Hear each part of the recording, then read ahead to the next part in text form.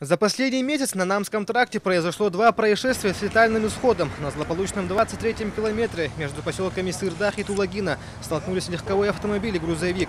Удар был такой силы, что Мазда моментально превратилась в груду искореженного металла. 26-летний водитель автомашины «Мазда» при обгоне другой машины выехал на встречную полосу движения и совершил столкновение с автомашиной «Шангси».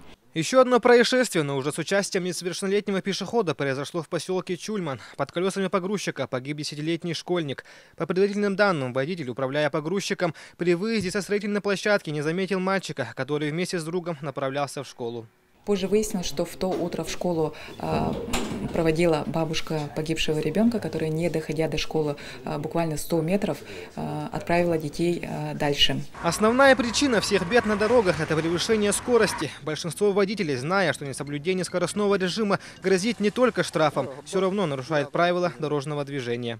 Эксперты отмечают, что, находясь за рулем автомобиля, ни в коем случае не стоит переоценивать возможности своего транспортного средства и человеческого организма. Рост дорожно-транспортных происшествий в связи с неудовлетворительными дорожными условиями, кроме Якутска, зафиксированы в Верхневилюйском и Нерупинском районах. На федеральной трассе Вилюй, вблизи поселка Асыма горного района, произошло лобовое столкновение 2 микроавтобусов. В результате аварии пострадали 4 человека, 2 из них были срочно госпитализированы. Условия видимости, состояние дорожного покрытия свое, в конце концов, собственное состояние водителя, и от этого отталкиваться. Не всегда все виновники смертельных аварий предстают перед судом и отвечают за свои действия по всей строгости закона. На этой неделе, спустя год, был вынесен реальный приговор в виде 7 лет лишения свободы виновнику пьяного ДТП на Маганском тракте, повлекшей за собой смерть 2 человек. Владимир Судолов, Максим Бурцев, Вести, Якутск.